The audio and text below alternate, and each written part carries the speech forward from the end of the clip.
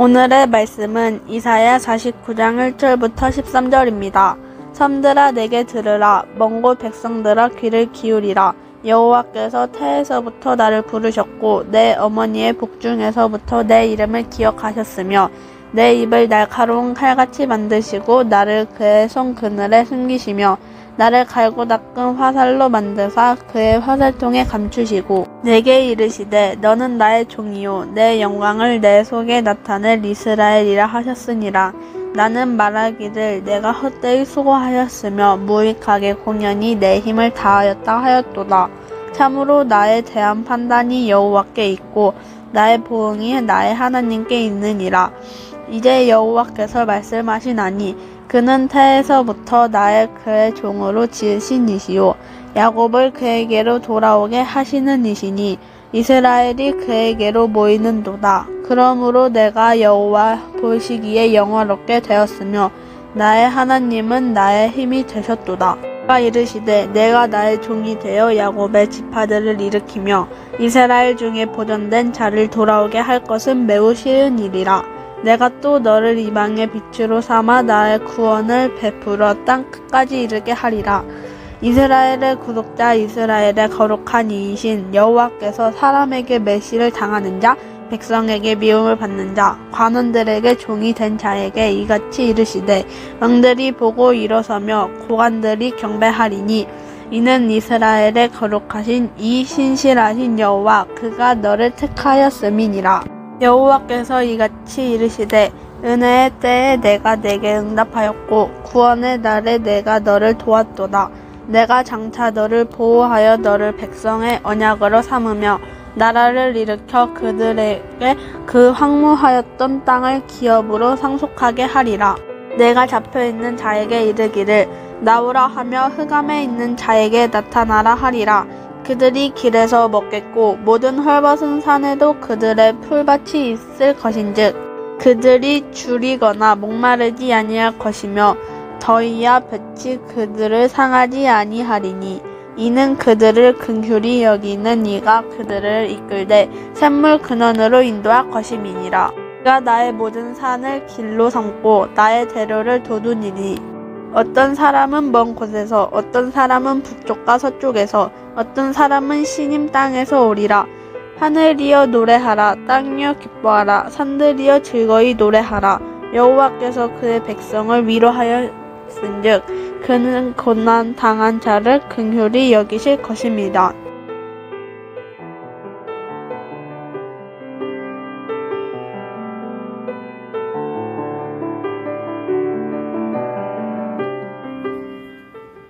당시 이사야 선지자는 히스기야 왕을 조언해 줄 수 있을 만큼 영향력이 있는 사람이었던 것 같아요.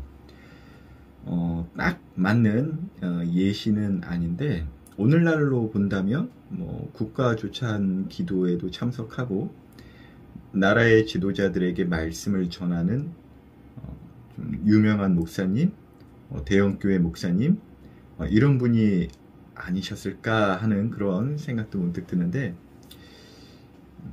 무엇보다도 사람들 앞에 많이 서겠지만 그만큼의 또 사람들의 반대를 많이 받고 또 거절감도 많이 받고 그렇게 사셨던 것 같다는 생각이 오늘 묵상 가운데 들었어요. 그런데 진짜 많은 사람들 앞에 서고 또 노출되고 또 영향력을 끼칠 수 있는 것만 같은 사람일수록 실제로는 더 좀 외로워하신다고 하더라고요. 그러니까 담임 목사님들, 대형교회 목사님들 그러니까 생각 이상으로 많이 외롭다고 하시는 이야기를 책에서도 한번 읽어본 것 같고 그래요. 진짜 세상의 어떤 분야든 어떤 지도자로서의 위치에 있는 그러니까 이제 목회자도 교회의 지도자로서 하나님께서 세우셨기 때문에 그래서 그 지도자 목회자 큰 그 씨름이 마음에 언제나 있어요. 그러니까 오늘날도 코로나가 이제 있으니까 예배를 계속 강행해야 할 것인가 말 것인가 이 결정도 보통 이제 목사님 그리고 장로님들과 함께 하시는데, 이제 목사님께서 이제 큰 결정은 하시죠. 근데 계속 마음이 왔다 갔다 하실 것 같다라는 생각이 같은 사람으로서 느껴질 때가 있어요. 왜냐하면 그만큼 담임 목사님으로서 그 보는 관점이, 또 생각하는 그 생각, 그 깊이와 넓이는 사실 보통 사람들보다는 더 몇 배 더 생각하시기 때문이죠. 그러니까 여러 사람들의 생각을 고려해야 하고, 또 교회만이 아니라 세상의 정서를 또 고려해야 하고, 또 성경과 교단의 교리면에서도 살펴보고, 무엇보다도 이런 것들을 살피는 것은 내 뜻대로가 아니라, 내 마음대로가 아니라 하나님의 뜻, 그 뜻대로 하시고자, 결정하시고자 하기 때문인데, 그 결정이 모든 사람이 반대한다 하더라도, 심지어 나 자신마저도 그것을 반대한다 하더라도 하나님의 뜻이라면 결정해야 한다는 그 종된 마음으로 또 그 모든 살핌을 또 다시 한번 살펴보는, 그렇기 때문에 하나님과 더욱더 가까이 하는 그 위치로 가는 유리한 것도 있긴 하겠지만, 이 심리적으로 이 육체를 입고 있는 사람이기 때문에 무척이나 외로울 수 있다는 것이에요. 요즘이 더욱더, 언제나 그랬지만 요즘엔 더 그런 시기인 것 같다라는 생각이 드는데, 그래서 오늘 묵상하면서 담임 목사님 생각이 이렇게 문득 났어요. 교회에서 대면 예배 없으니까 목사님 편하실 것 같으세요? 어떤 친구가 목사들은 좋겠다, 뭐 세상 고민도 없어 보이고 참 마음 편한 이야기만 하고 뭐 이렇게 이야기를 하길래, 그렇게 좋아 보이면 너도 해 그랬더니 하지는 않죠. 저도 참 짓궂죠. 짓궂은 질문에 짓궂게 답을 하는 저의 약한 모습을 또 노출하게 되네요. 오늘 본문에서 이사야가 사람들에게 자신의 말을 좀 들어달라고 하는 듯한 이렇게 호소를 좀 하고 있어요. 그러니까 왜 들어야 하나? 그러니까 자신의 어떤 말씀, 설교가 듣기 좋아서, 어떤 영화나 어떤 여러 가지 드라마처럼 재미있어서, 이해가 쏙쏙 잘 돼서, 아니면 이사야 선지자가 잘생겨서, 아니면 내가 너희들과 친하기 때문에, 아니 그런 이야기 하지 않습니다. 1절에서 분명히 말해요. 하나님께서 자신이 태어나기도 전부터 내가 부르심을 받은 사람이기 때문에, 그러니까 오직 하나님께 인정받은 사람이라는 그 면에서 사람들을 설득하려고 하고 있어요. 그러니까 세상의 기준이나 사람의 기준에서 나는 참 괜찮은 사역자야, 내 말을 충분히 들을만 해 라는 어떠한 그 기준에서 사람들을 호소하거나 이제 설득하는 것이 아니라, 하나님의 기준에서 자신을 소개하고 살펴보라는 것이죠. 이 부분을 딱 읽고 하는데 그냥 이런 생각이 들었어요. 야, 오죽하면 저 이야기까지 하나 싶었어요. 너무나 안쓰러웠다라는 것이에요. 그러니까 얼마나 사람들이 자기 말을 듣지 않았으면 이제 막 부임한 목회자처럼 자기를 다시 소개하면서 참 49장에 와서 다시금 소개하면서, 그리고 자신의 어떠한 이야기를 하는데 2절에 보니까 하나님께서 자신의 혀를 날카로운 칼처럼 만드셨고 그늘에 숨기셨다. 자신을 날카로운 화살처럼 만드셔서 그 주님의 화살통에 넣으셨다. 이런 표현으로 자기를 소개하는데, 그 이사야의 메시지가 좀 사람의 마음을 좀 찔리게 했나 봐요. 그래서 듣기 싫었겠죠. 그러니까 그래도 들으라고. 왜? 내가 너희들이 그냥 개인적으로 미워서가 아니라 이게 하나님의 말씀, 하나님의 영광을 드러내는 것이기 때문에, 그러니까 들어라. 정말 간절히도 호소한다, 이런 생각이 들었어요. 그러나 결국 사람들은 듣지 않았던 것 같아요. 그러니까 이제 4절에서 이렇게 이야기를 해요. 저는 헛수고한 것 같습니다. 이렇게까지 이사야가 이야기를 해요. 근데 그런 말을 했다고 해서 이제 이사야가 이제 목자로서 선지자로서 자신의 연약함을 노출하기도 하지만 그 연약함이 오히려 디딤돌이 되죠. 어떠한 디딤돌? 그렇다라고 해서 하나님의 뜻을 전하는 것을 포기하지 않겠다라는 것이에요. 그러니까 그러기 때문에 사람들 편에 서서 사람들 비위 맞춰가며 사람들의 영광 위에 살지 않겠다. 그러한 사람들의 판단이 아니라 하나님께서 나를 판단해 주실 것이다.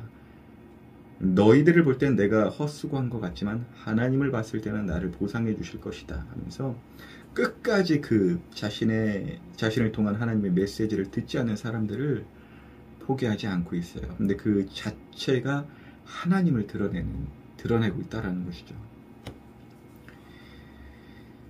그럼에도 불구하고 언제까지 나를 포기하지 않으실까 하면서 막 안 듣는 사람은 없겠죠? 제가 그때 당시 청중으로 있었다면 말 한마디라도 좀 따뜻하게 해줬을 것 같아요.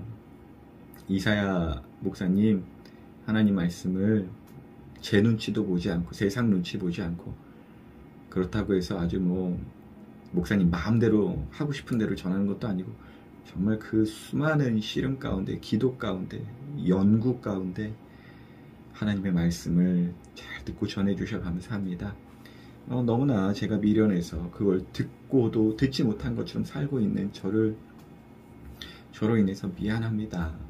기도해 주셔서, 그럼에도 불구하고 여전히 기도해 주셔서 감사합니다. 저도 더욱더 귀담아 듣는 자, 또 전하는 자 되겠습니다.